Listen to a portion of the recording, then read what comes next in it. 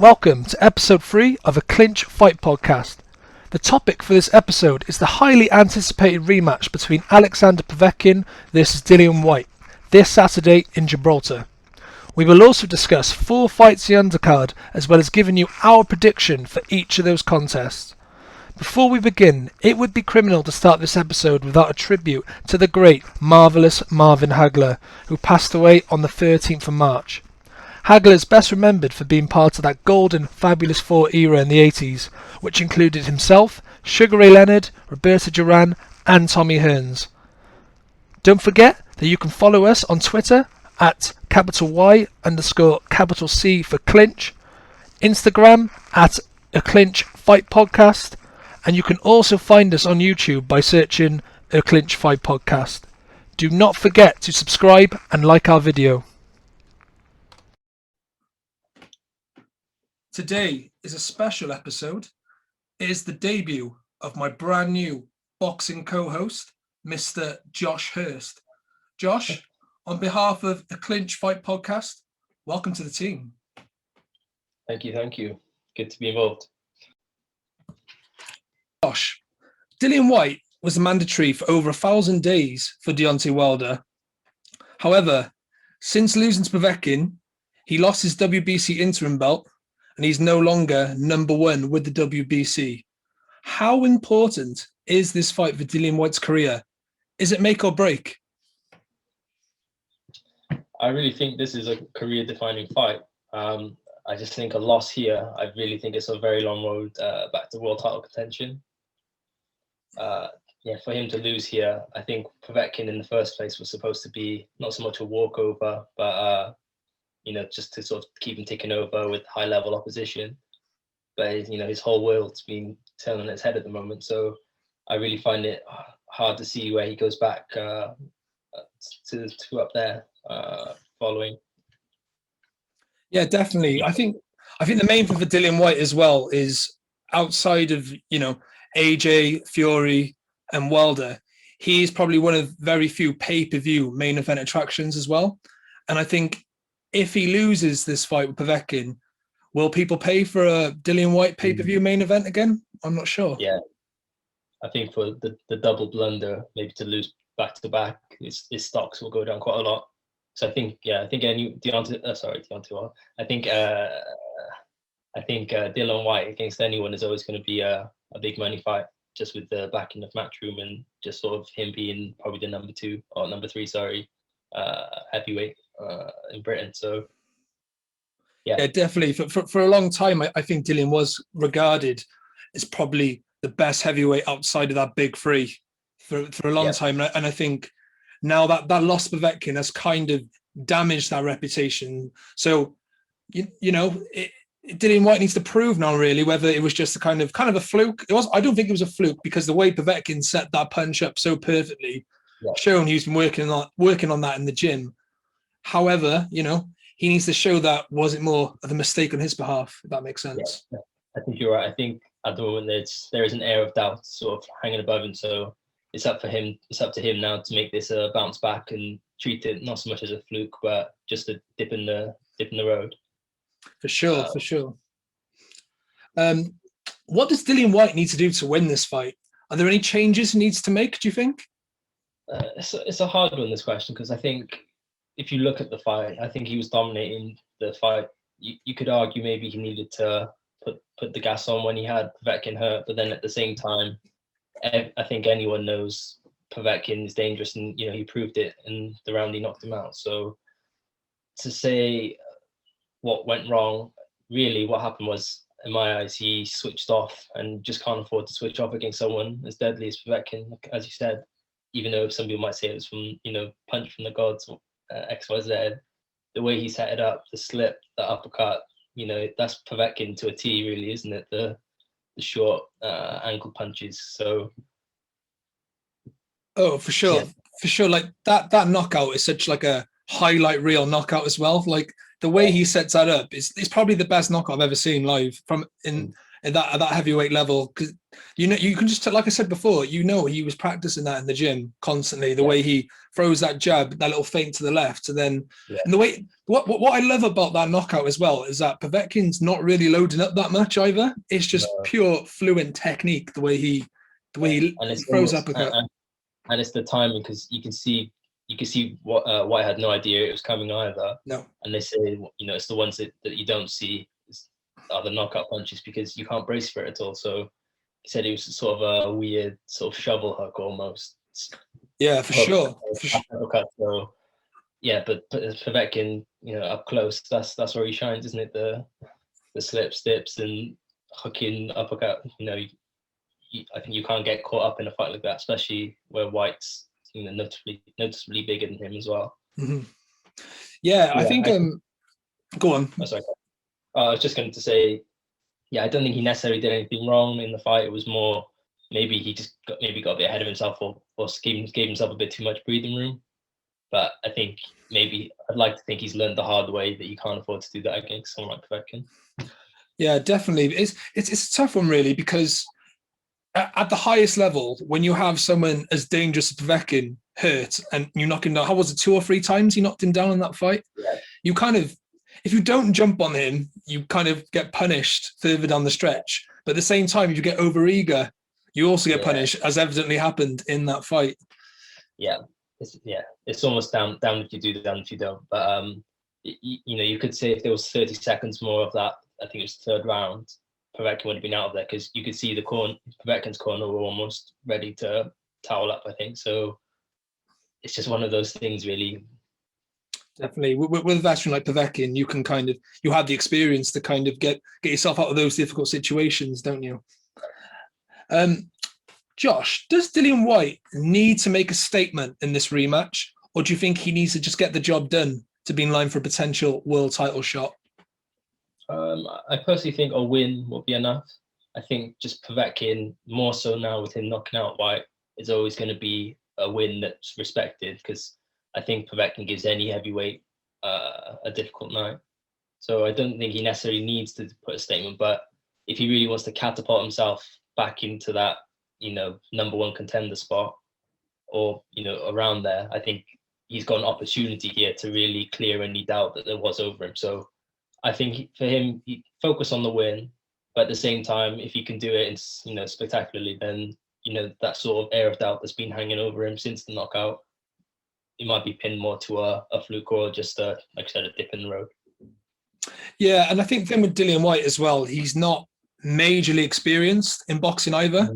He's, in a sense, you could argue he's a bit of an overachiever, really. I know he's got that big kickboxing background. He was the British kickboxing champion for a while, and I think he fought at European level. So he took the scenic route into boxing. But in terms of actual, the sport itself, he isn't very experienced. I think he had like 5 amateur fights, something really not in a short amount of time, and obviously turned professional, kind of boxing those small hall shows. So I think him being matched up with someone as experienced and as talented as Povetkin, I think a victory really is the most important thing for him. Definitely.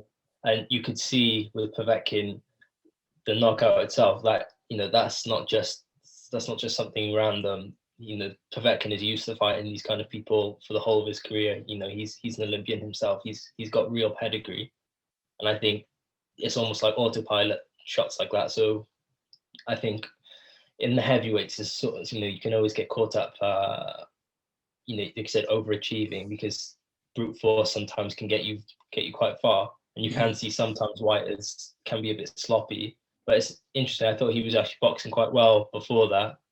I'm not sure whether he just sort of gave himself a bit too much breathing room, but someone like Povetkin, who's, especially with the Russians, and they're very, almost militant with their training. Like I said, it almost seemed like it was just on autopilot. He was able to pull a knockout like that off. So, yeah. No, I agree. And I think prior to that knockout, it was almost a punch-perfect performance from Dillian Whyte. That's probably the best I've seen in box. Like, the way he used his jab was phenomenal. Yeah. He looked reasonably light on his feet for a big guy as well. And I really think he was putting in a really good performance as well, considering he just had Mark Tibbs leave his corner as well. And probably it's fair to say the team he has now is less experienced than Mark Tibbs. But I thought, it didn't look like it was affecting him at all before that knockout, and I thought he was looking really good. Yeah. Where do you think Dillian goes if he wins this fight? AJ vs Fury looks like it should be happening next. The prospect of Deontay Wilder vs Andy Ruiz happening this year seems to be gaining quite a lot more interest now. If those 4 names are tied up, so Ruiz, Wilder, AJ, and Fury, what's next for Whyte? I think win or lose, it'll be hard for Whyte. I think, a win here, yeah, it's all good that he beats Povetkin, but like we said, just sort of especially heavyweights and the politics involved. If those 4 are tied up, it's really, I still feel like it's hard for him to keep progressing. I think the only way, you could argue maybe he can go fight some more of the fringe level, fringe of world level fighters, but he's already done that. He's in his sort of win streak. That's sort of been his bag, dealing with that sort of opposition. So I feel like, to go to fight one of them would be almost like a low reward, high risk sort of fight for him. You could argue maybe Usyk Joyce route, but I think they're both really bad matchups for him because, like you said, he's quite tied up with the WBC rankings. I don't think he's very well ranked with any of the other bodies, so that could be an opportunity to get in with the WBO and maybe sort of spread his stocks a bit. But I personally would like to see him against Wilder if that could be made possible, because I think that's the perfect fight to cement himself as number 1 contender behind Fury and AJ. I think it's a fight that was obviously a lot of politics, and with the 1,000-day scenario, I think it would turn into a real grudge match. But like you said, if he's tied up with Andy Ruiz, I wouldn't be surprised if Wilder takes that route as opposed to Dillian Whyte. No, I agree. It's a really tough situation for Dillian Whyte because he'll either have to wait probably over 18 months to get a shot at either the Fury AJ winner. And also, like you said, Usyk and Joyce, if he tests himself against one of those, even though in my opinion, they're probably the next big thing, providing the Wilder and Ruiz will be tied up, they're just both terrible matchups for him. Like Joyce could be too fit and strong for him potentially. I think even in the later stages of the fight, I do feel like Whyte starts to deteriorate a little bit, especially around round 8 or 9. And Usyk is Usyk. He's a tricky southpaw. Unless you're getting good money to fight Usyk, you want to stay well away from him, don't you? Yeah, I think Usyk just gives you the puncher's chance in essence, because boxing level, I think he's on another level. Maybe except for Tyson Fury, I think Tyson Fury is the wrong fight for him. But any of the more sloppy or robotic sort of heavyweights have a hard day against Usyk, I think. So I agree. For sure. Yeah, for sure. Okay, let's move on to a bit more about Alexander Povetkin, because after all, he was the winner here and he deserves a lot of talk in this episode. Yeah. Povetkin pulled off quite a big upset in their first encounter by knocking Whyte out cold. However, Whyte is the favourite going into this rematch again. Why do you think this is? And do you agree? I think maybe on a casual view, to a lot of people, I think Dillian Whyte is sort of, like I said, he's got quite a lot of stocks. I think people will watch him without necessarily appreciating the fight too much itself or what's actually going on. I think most people would probably think that Povetkin got that punch from the gods, that lucky punch, and I think anyone watching would know that Whyte was dominating the first 3 rounds and obviously nearly got him out of there. So I think there's a big stigma attached to it, Povetkin just getting a lucky punch. However, I think if you take a closer look and if you just look at Povetkin's history, these punches are sort of encrypted into his brain. Like I said, it almost like autopilot him doing it. So I still think Whyte is the deserving favorite, because I do feel like it was the case of him switching off. However, I think Povetkin is still being overlooked a lot. What more does he need to do? He knocked him out cold. It wasn't count out. It was straight on his back. I think he's almost being dismissed as it's more as Whyte's failure as opposed to Povetkin's success. So it's a thin line, but I do think that Whyte is the favorite if he stays switched on. No, I agree. Yeah, I think White, as previously stated, he was busting Povetkin up, and he was looking really good prior to that knockdown. Um, However, though, I think in terms of like technique and precision, like there's not much better out than Povetkin. Like, you can tell he comes from the old school of boxing. Everything, he doesn't waste any punches. He knows how to pressure his man. He knows exactly what he's doing in that ring.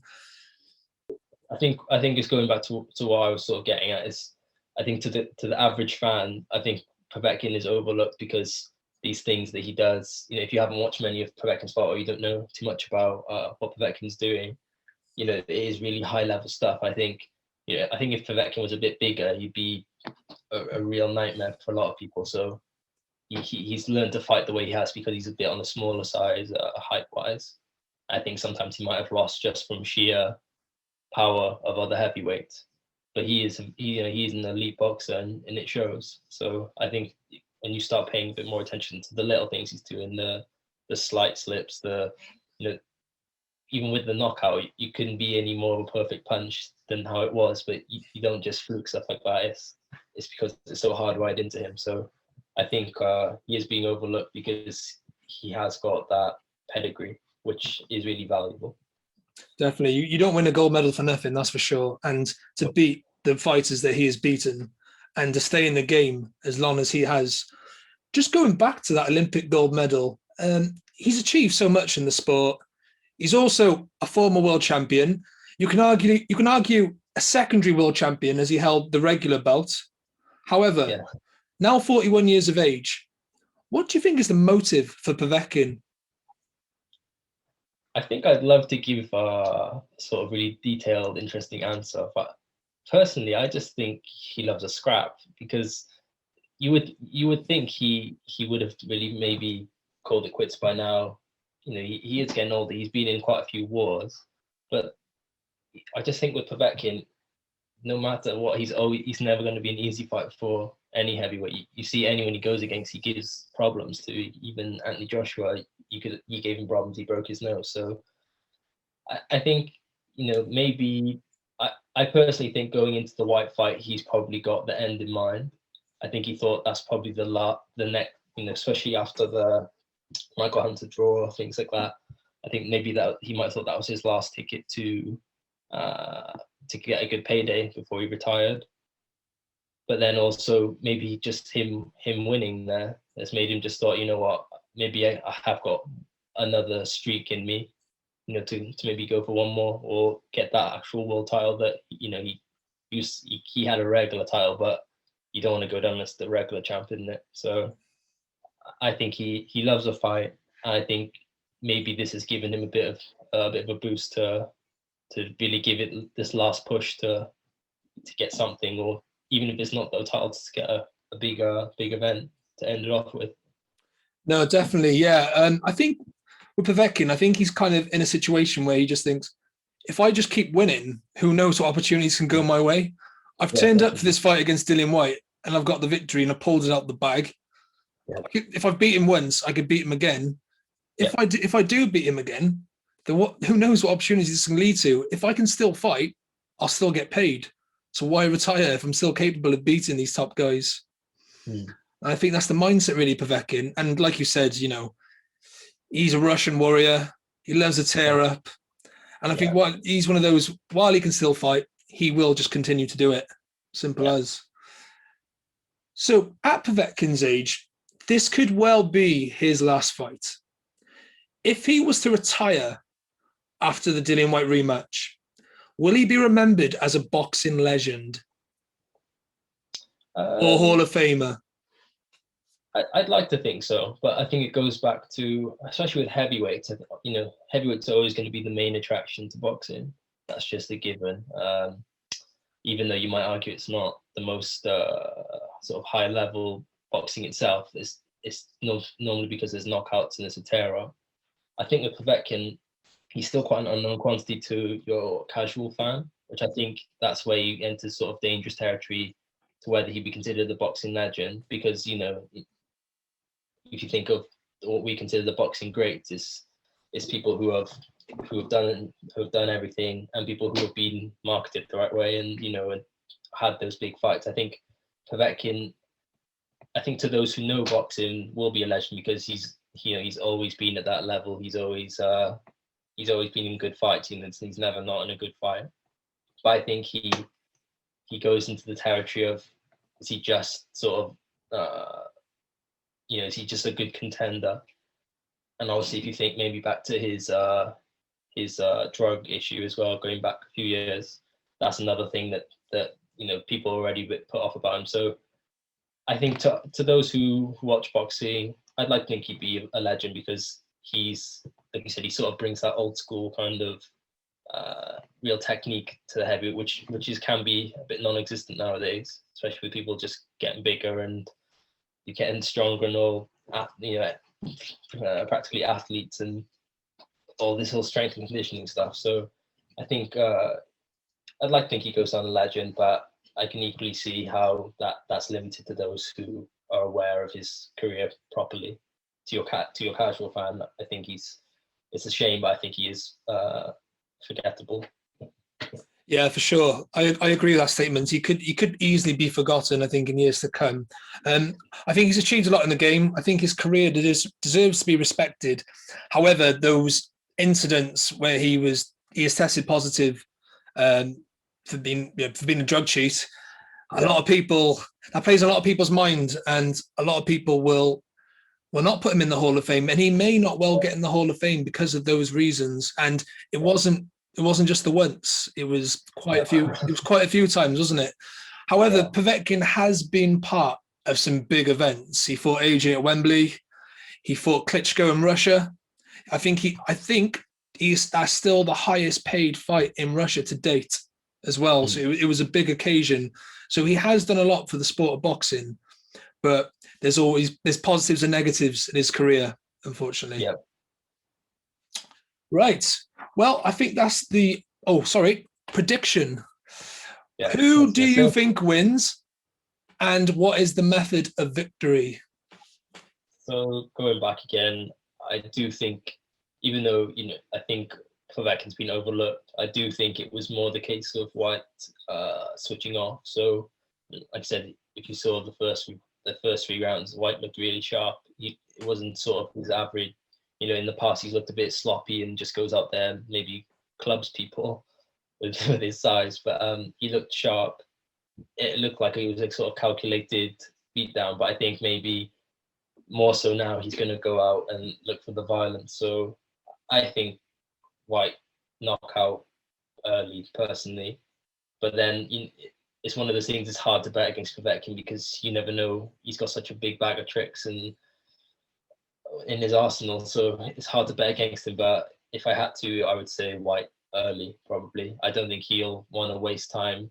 I think he'll be going out to make a statement. I don't think he needs to, but I don't think he'll waste any time. And if he smells blood, he'll go for it to really try and sort of claw back any sort of stocks that he lost in his last fight.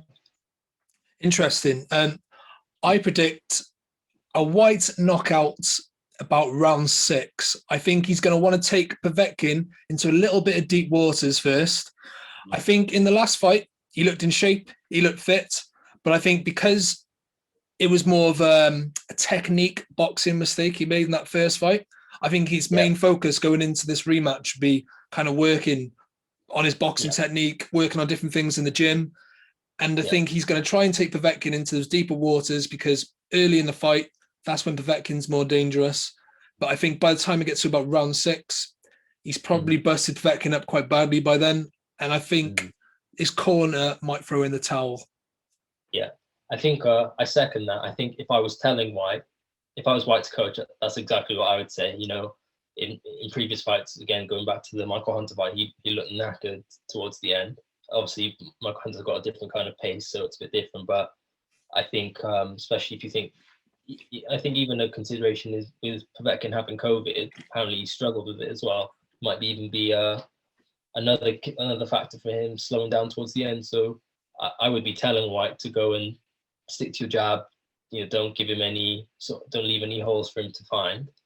But then I think we've mentioned before, he's White can be a bit of an emotional fighter, so I don't doubt if he does get a good crack on them that he won't want to make the mistake of feeling like I think he probably would have beat himself up quite a lot last fight, thinking I literally had this guy on his knees, and then 30 seconds later, a minute later, he's put me spark out. So yeah, I think that is probably the smartest way to go. But I do wonder whether White will, once he smells blood, will just go for it. Definitely, and I do think he needs to with someone as dangerous as Povetkin. Okay, we're going to move on now to the undercard. We're going to start with the British title fight between Ted Cheeseman and James Metcalf. Josh, Cheeseman has held the British title before.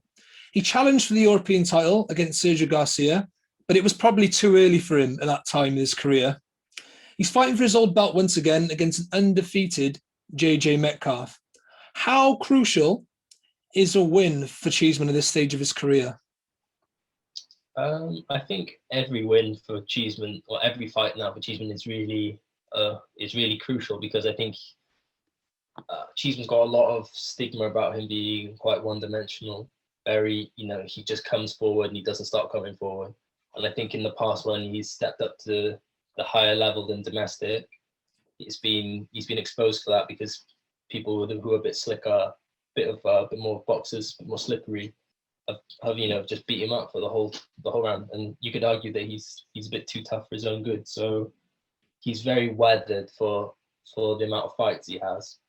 So I think there's still quite a lot of doubt with him, sort of what level he is at. Yeah. So I think it is crucial for him to win the stage. So if he really wants to go further than just British level, like we said, that's his old title. As soon as he just stepped up to European, he got taught a lesson and then got put back down.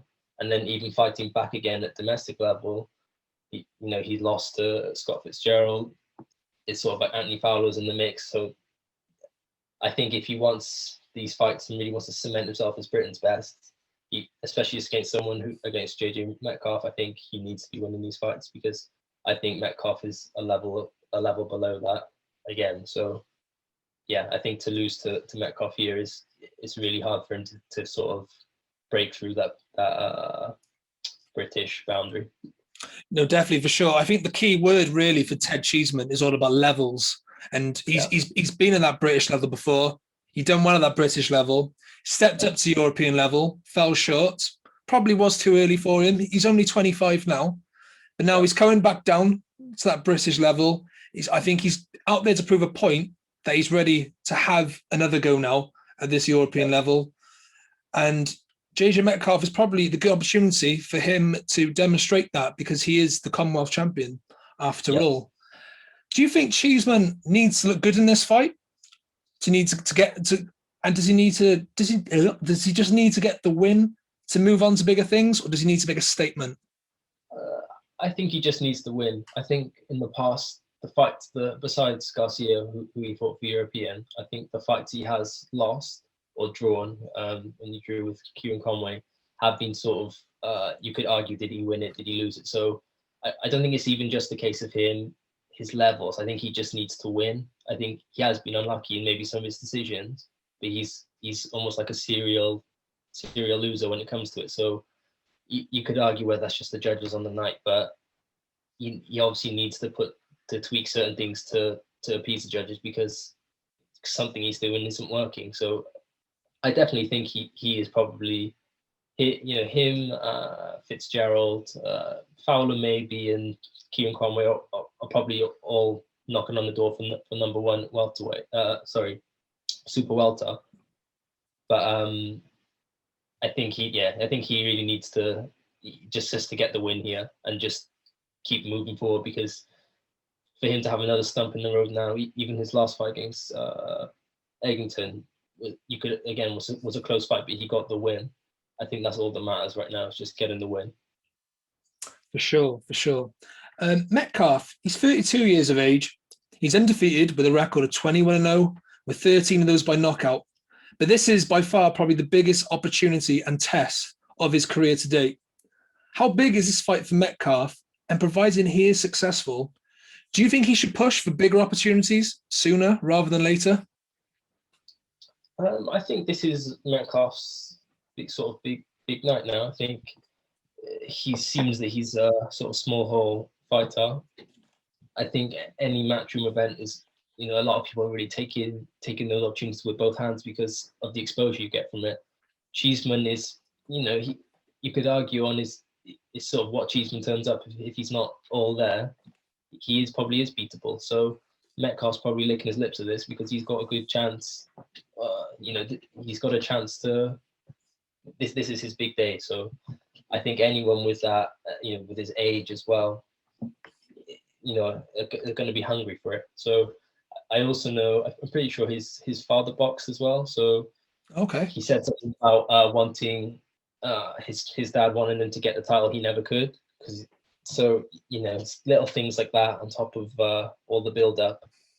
I think he'll be going into it 100% focused. So I think Cheeseman, even though I think he probably is that level below still, I think it's always dangerous if he's not switched on. So it'd be interesting. I think, and if he can win, like you said, you probably get. He's got the exposure then, so who knows what could go on for him. Yeah, definitely. I think it's a big opportunity for Metcalf because from what I've seen of Ted Cheeseman so far, it's like you said earlier, he is quite one-dimensional. He hasn't really showed us that he can do anything really apart from plow forward and slug it out. And I think if you come in with a good game plan, I think Cheeseman is very beatable. And like Sergio Garcia gave him a boxing lesson. You never know. There's nothing really in James Metcalf's career to suggest that, that we've seen the best of him yet. He hasn't, because his biggest opportunities to date was against Jason Wellborn. And, that isn't the highest level of boxing by all means. So he's stepping up again. We'll see what he's all about. Yeah. Credible name nonetheless on his record. So again, he's a bit of an unknown quantity, but I feel like people on the small hole shows that they're almost just bubbling for fights like this. So I think Cheeseman really needs to be on his A game because this guy will be fighting like it's his life or death for him. So this is really his big chance. For sure. What's your prediction for this fight, Josh? How do you see it going? I think Cheeseman wins probably on points. I think sort of just doing some research about Cheeseman generally, I think in the past he had pretty full-on gambling addiction. So he's sort of talked about before how he didn't even really train properly. I think it's prior to the Egerton fight or when he had this losing streak. So I think he's got a point to prove that he's not just a slugger, because he does go off and go on about how he can box. So I think watching his last fight, sort of him with Egerton, even though it was a war, he did seem a bit more inclined to box as opposed to just going forward and just chasing someone down. So I think he won't be. I think he's got this mindset where he just doesn't want to lose. I don't think he'll be doing anything too risky, but I think his sort of fitness and I think he does have boxing IQ in his locker. It's just whether he used it. So I think Cheeseman points.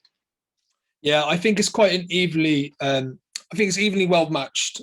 They're both evenly well matched. I think for this contest, but I think Cheeseman's experience and maybe youth and desire might be a bit too much for JJ Metcalf on the night. Yeah. I think he'll probably go the distance as well, or maybe a late stoppage to Cheeseman, depending on what kind of fight it turns out. I think if it turns into a slugfest, I think it's Cheeseman's fight to win, unless Metcalf, all of a sudden shows that he can box to a game plan, he can box behind the jab and move about a bit, then Cheeseman could be in trouble. But I think it will be a bit of a slugfest, and I think they'll go toe to toe, and I think that'll work in Cheeseman's favour. And I'm going to predict Cheeseman round 10.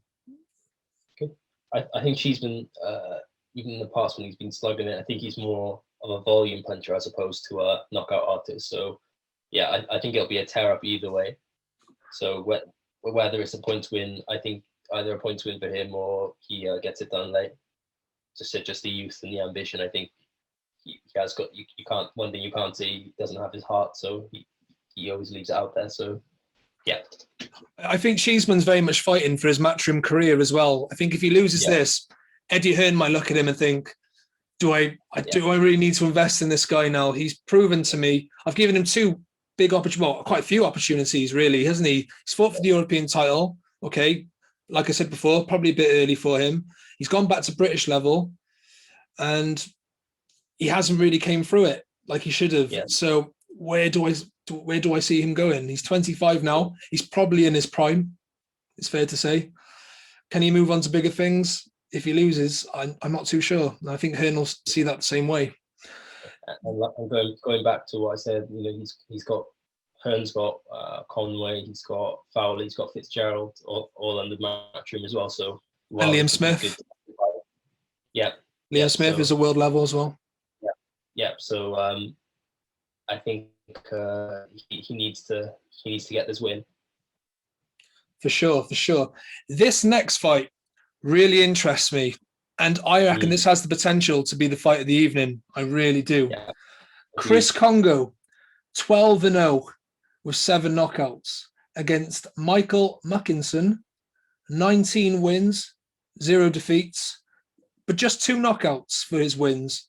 It's for the WBO Global Welterweight title. Kongo's managed by Dillian Whyte. He's a former Team GB amateur boxer. He fought the Undercard on Povetkin and Whyte fight, achieved a good win against Luther Clay, and is now looking for another big win on a big card against Mackinson. Mackinson claims to be the most avoided fighter at welterweight domestically, and has now finally got the opportunity he's been craving. They're both undefeated. This should be an interesting fight, don't you think, Josh? Yeah, I really think this fight's gone under the radar. Similar to you, I think this is potential fight of the night.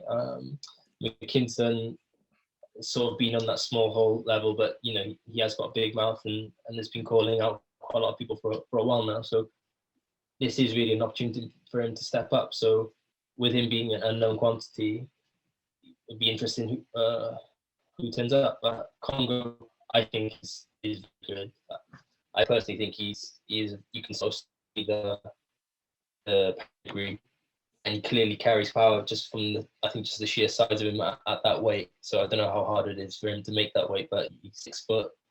He's a big guy, and he's slick too. So I'm not really sure what to expect. I think Kongo, like I said, Kongo's very good, but Mackinson, same talking about Metcalf, same sort of vibe that these guys are really coming out here for their chance. They've been bubbling for however long.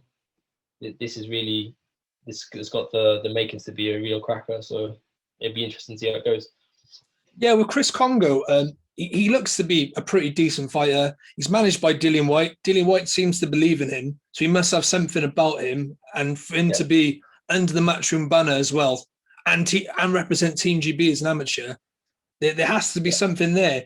The only thing with Chris Kongo is he's only really stepped up once. I know he's only had 12 fights, but all the other, if I'm looking at his record now, all of these other opponents he's faced, apart from Luther Clay, haven't really got winning records. So it's quite tough. There's not much of a benchmark for me to see what kind of level Chris Kongo is at. But when I look at Mackinson's record, although he's been on these small hall shows, he's beaten some good opponents. Like he beat Sammy McNess, who was 10-1-0, Ryan Kelly, 13-1-0. Don't know how to pronounce this guy's name, but it's Evgeny Pavko, 18-2-1, Luis Alberto Veron, 17-0 with 2 draws, and Michael Martin Harkin, 13-0. So although he's gone under the radar and been on these small hall shows, he hasn't had easy matchups on paper. He's been in some tough tests. And really, how highly do you rate Mackinson? Do you think he's been avoided for a reason? Again, I think he's just an unknown quantity. Record-wise, he does look very decent because he's beaten. At least he's not fighting with just sort of losing records just to pad his record.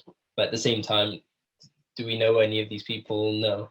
Again, doesn't mean that Congo has none of these names either. So it's not like that's a dig at him. But I think he's quite an unknown quantity. What I've seen from him, he seems like he's a good fighter. So like I said, you never know, especially tied in with this is his big opportunity.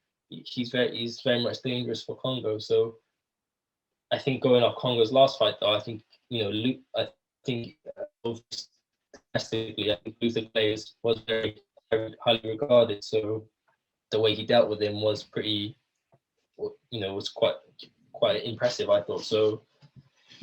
It's hard to say. You could go off his record. I think going off of Congo's last fight and what I've seen from McKinson, I think Congo get it done, but you never know.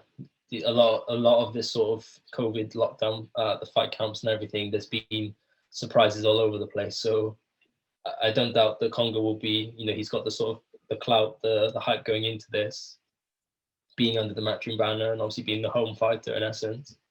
But I think you'd be silly to sort of count out McKinson because, like I said, this is his big opportunity now, and clearly he can fight because he's got a good record.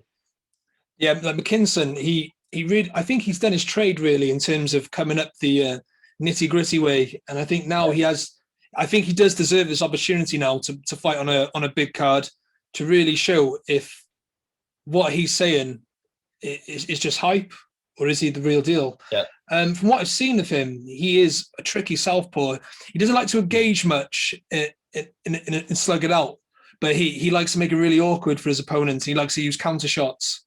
And yeah, I think that's probably why that's probably the biggest reason why he's been avoided, because like I said, he just doesn't like to engage in his fights, and he can make you look silly on the night.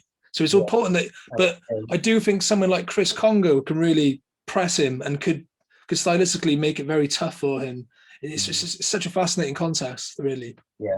So I think I said just size and range as well. Congo, I think trying to counterpunch someone as long as that is always going to be difficult. So, like I said, you never know. You literally never know with fights like this. This is a real pick 'em really, because they both really are unknown quantities.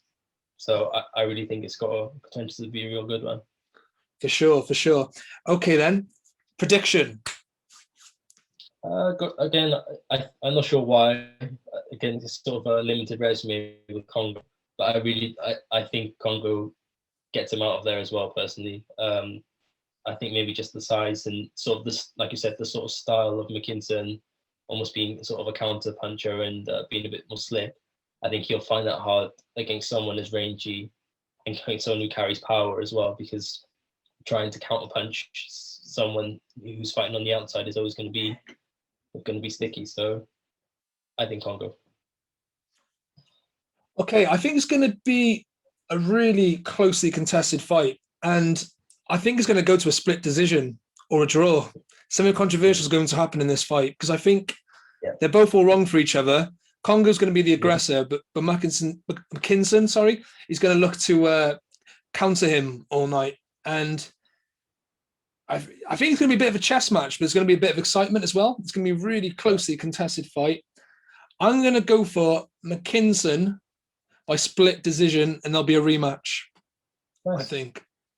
Yeah, I think you're right. I think there is a potential for these to be a really ugly fight. Really just not engaging because they're both similar sort of styles. So you can't. They're both counter punching. It's not going to work, is it? So it'll be interesting. But like I said, I wouldn't bet against someone like McKinson, because for those kind of fighters, this is it. This is the big one for him. And I think he knows he's obviously quite a charismatic guy. He's got a good. The opportunities for him following this in a the welterweight scene's very crowded at the moment, and there's a lot going on domestically. Mm-hmm. There's big fights ahead of him for us, and potentially getting signed from Eddie himself. So and who knows? Sorry, mate. Who knows? But the winner of this could end up fighting a Josh Kelly or a Conor Benn. You never know. I think Ben's probably just pushing a bit ahead of that now. Yeah. Even though I think he still gives. I still think he's probably still around that level anyway. But I think, yeah, like you said, Josh Kelly could be a bounce back fight. One of them it could be Marku. Even's going to be knocking. I was gonna ask you the Albanian. I couldn't remember his name, but Marku. He looks a real handful. I don't know if any of them would be a rush to fight him because he's a bit of the beast, isn't he? But McKinson are both big talkers, so I'm sure that'd be a funny press conference. So I know there's been a lot of back and forth between this trio, in fact, with Marco, Kongu, and McKinson and stuff. So I think this fight really sets up that sort of domestic, the peak of the domestic sort of level for the welterweights in quite a crowded scene. You know, we've got Chris Jenkins from Wales as well, British title. So that, you know, they're really all knocking on the door now. So I think regardless of the fight, I think either way, McKinson will probably hold a good account of himself. So all these fights are sort of can be made. So it's a good thing domestically welterweight. Definitely, win or lose for McKinson, I think if it's a close fight and he looks good in it, he will definitely get another opportunity, whether it's with Sky or BT. I think he'll definitely get his chance, and he's managed by MTK, so they'll look after him for sure. Okay, moving on to Fabio Wardley versus Eric Molina. Wardley is another fighter managed by Dillian Whyte. A lot of these fighters on the card are managed by Dillian Whyte. Eric Molina is a two-time world title challenger, but 38 years old. Wardley's looked the part so far in his career. I've been quite impressed with him. 10 straight victories, 9 knockouts. To be fair, he's already beaten a couple of decent names in a short amount of time. He beat Simon Vallily, who's a decent domestic veteran, and he was a Team GB as well. Probably underachieved, I think, his career, Vallily. And that Richard Larty, who gave Darren Dubois quite a good fight while he was standing. But he rocked Dubois, so very, very good. And Wardley absolutely wiped the floor with him. He absolutely destroyed him. They both got winning records. What kind of test do you think Eric Molina will provide for Wardley? I think Molina's. I would have said maybe it might have been a bit too soon. Not even for the case that I think Wardley would beat him. That's not the case of that. I think more. There's no need for Wardley to be going as fast as he is. So I have a lot of respect for that, because especially someone with with his background in the sort of white collar scenario, he's still young. There's no reason for him to be getting himself in these fights. But he's clearly confident, and he's, like we said, he's putting away a lot of these people with ease almost. So I think right now Molina's the perfect fight for him. I think he'll only benefit from taking, they say when you beat a fighter, you take their experience. So regardless of what Molina turns up, he's still a world title challenger. So it sort of sets levels to where Wardley is heading. So I think this is an ideal fight for him, just to have a name under his belt and keep momentum going. Definitely. Fabio Wardley's really impressed me so far in his career. He looks very quick, very sharp, and he's kind of got that American style to him. He likes the shoulder roll. He likes the counter punch. He looks like someone who's had at least 20 amateur bouts in his career. That's the sort of crazy thing, because I think your first thoughts when you see that he's just a white collar fighter is that he's just an athlete and he's just going to come out. He carries so much power that it doesn't matter about technique. But it's almost been a benefit to him, because he's very unorthodox for a heavyweight. He's slippery, he's fast, and he still obviously carries power because he's putting people away. So I think in some ways it's almost been in his favor, his sort of unorthodox style, because people are obviously finding it. He's a handful for everyone. So yeah, I think Molina's a great fight for now, and he's one that he should come through. Fabio Wardley reminds me quite a bit of a heavyweight Anthony Yard, in that kind of similar style, but in experience. But the thing which strikes me with Wardley, I think he's had tougher opponents at this stage of his career than Yard did, really. Yeah. Because considering that Wardley's only had 10 fights, he's had some 2 decent wins. And Eric Molina, for his 11th fight, that's not a former, like you said, a former world title challenger. I know he's been knocked out pretty much every time he's fought for a world title, but it's still a good name on his record, really, for this stage of his career. But Molina still gave Wilder trouble, so we're saying Wilder's if we're saying Wilder's still the third best heavyweight in the world, and Molina could give him trouble, Wardley's obviously trying to establish something. So I think, like I said, just to get a win over Molina is just a good name to have to sort of throw you in that those categories and sort of get his trajectory right to where he's going. For sure. How far do you think Fabio Wardley can go? I don't know. He's an unknown quantity. I think he's the real deal, personally. I think that I'm pretty sure he's quite light for a heavyweight. He's around the mid 15 stone sort of level, which is fine because you see Usyk and stuff like that. Like, he makes up for it with his speed, and as long as he still carries that power, he's not short either. I don't see that being an issue. He's obviously got some good experience with the people he's fought. I think following this fight, as soon as he gets the win, I wouldn't be surprised if we see British title in the next 1 or 2 fights. So I think right now he's definitely at that level to be knocking at. I think it's only in fights like that, maybe against someone like Gorman, that's like a great fight for him to sort of establish where he's at. But I think at the moment he's still an unknown quantity. He's that, like I said, that style he has is it's not seen very often in heavyweights right now, and it's clearly giving people handfuls because we've sort of transitioned from sort of huge heavyweights, just big boys who've got power. But now it seems like the more fiddly ones, the more slippery ones are really causing troubles for those who can't adapt to it. So I don't know. I think we'll find out more about him as we go forward. But trajectory-wise, I don't see why he couldn't go all the way.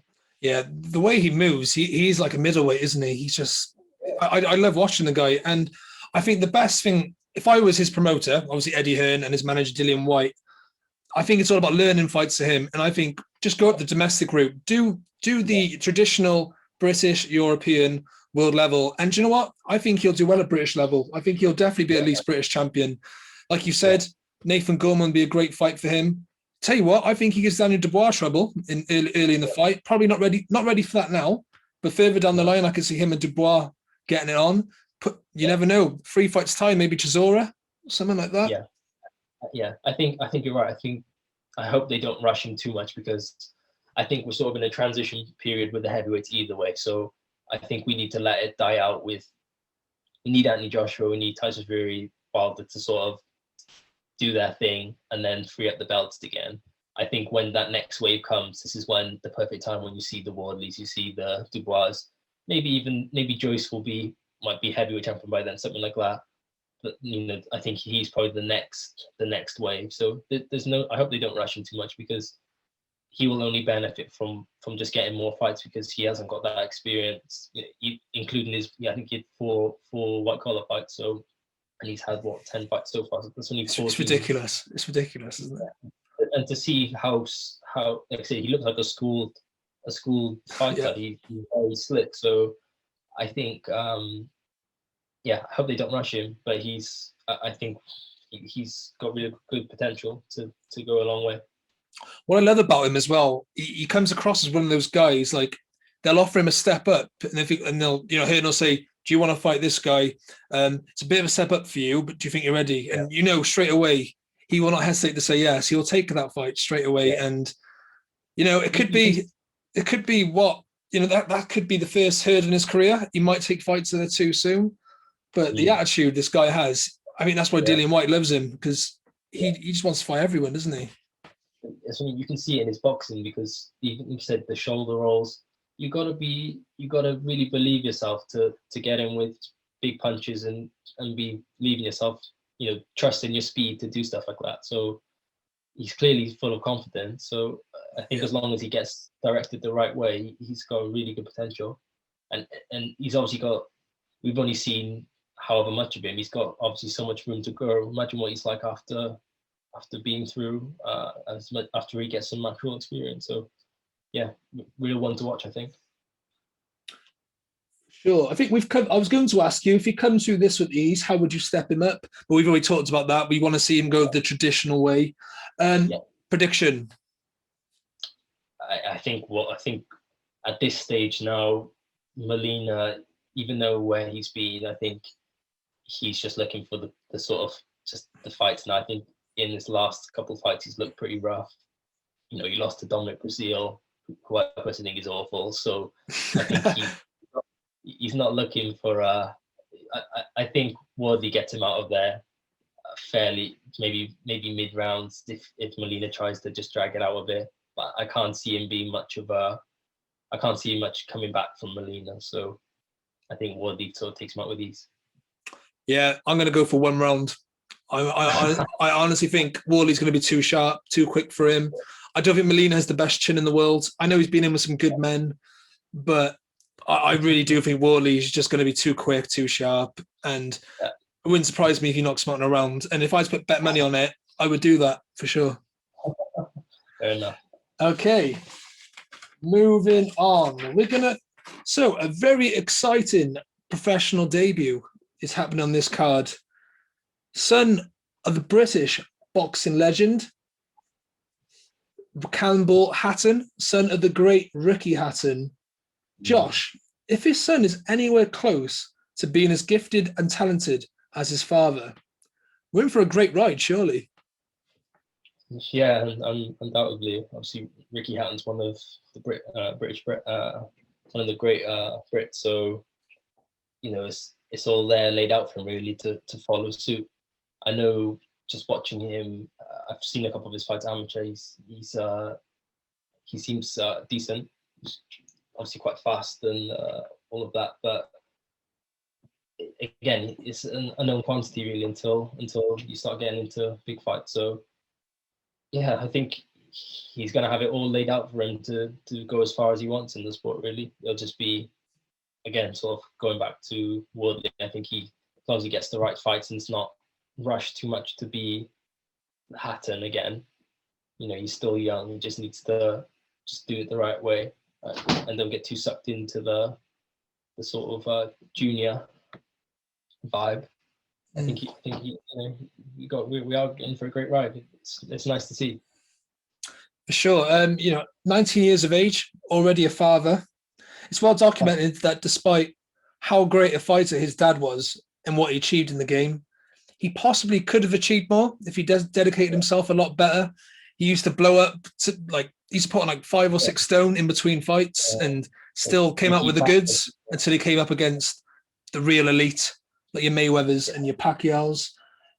Being managed by Ricky and trained by his uncle, Matthew Hatton, who's also a former world title challenger and European champion, fought Canelo. Surely this will give him the guidance and stability needed to reach the top, provided he does have the skills and the capabilities, don't you think? Yeah, of course. I think, again, going back to him just being Campbell, just being a Hatton, just the network that he'll have available to him. You know, he's already been signed by Hearn. Everything will be going in his way for him to go to do this the right way. So I think as long as he got skills, I think he'll hold a good account for himself. So yeah, like I said, we're in for a good ride. You don't know what's going to happen, but I'd like to think they get the best out of him, and he's got a lot more going for him than his dad probably would have. So when he first started. Yeah, like you said, he signed for Eddie Hearn and Matchroom, probably the biggest platform for him, definitely in the UK, possibly the world now with Canelo and AJ under that banner now. Do you think this is a good move for him? Or do you think the pressure could be a bit too much, considering, like we said, he's the son of Ricky Hatton. Yeah. He's promoted by probably arguably the biggest promoter in the game right now. Do you think do you think that could be too much pressure for him? I think undoubtedly it's going to be a lot of pressure. I think, like I said, watching his some of his amateur career, obviously know he's still young. I don't think he was at that sort of elite level. So I think it makes sense for him really to, if he's sort of just trudging around the same sort of level at amateur, you know, it's probably good just to get some experience and start marketing himself. Because I think nowadays, it's almost like if you're not going to the Olympics, you might as well just get out of there and start making some money and start building a profile. Because there's so many good amateurs that are now who are still unknown to most people.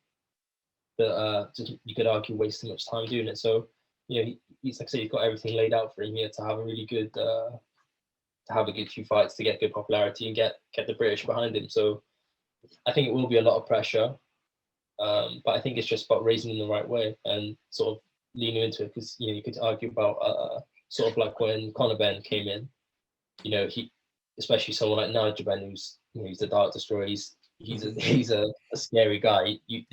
That's even more so you need to come in and be carry all this power and be knocking people out left, right, and center. So he's done it the right way and just taking his time and look at him now. He's still young. I think he's about 24, 25, and he's on good track to where he's going. So he didn't have much of an amateur background, but I think it's just giving him the right fights and still remembering he's still young. He doesn't need to be rushed ahead any further than he does. So it'll be interesting. Yeah, for sure. I think it's a big investment potentially as well for Matchroom. Obviously, being the son of Ricky Hatton, carrying that name. Ricky had some massive crowds and unbelievable nights, didn't he? He took 40,000 over to Vegas. So there's a lot of potential in there. If he can kind of draw that same amount of publicity and interest, it could be an absolute coup by Eddie Hearn. Okay, on that note, I think we'll wrap it up from there. Thank you all for listening to the third episode of The Clinch. Just a reminder that you can follow us on Twitter at Y_C for Clinch. You can also check us out on Instagram at Clinch Fight Podcast. And you can also search us on YouTube by typing in A Clinch Fight Podcast as well. Do not forget to subscribe and like our video, please. Thank you very much. Goodbye for now.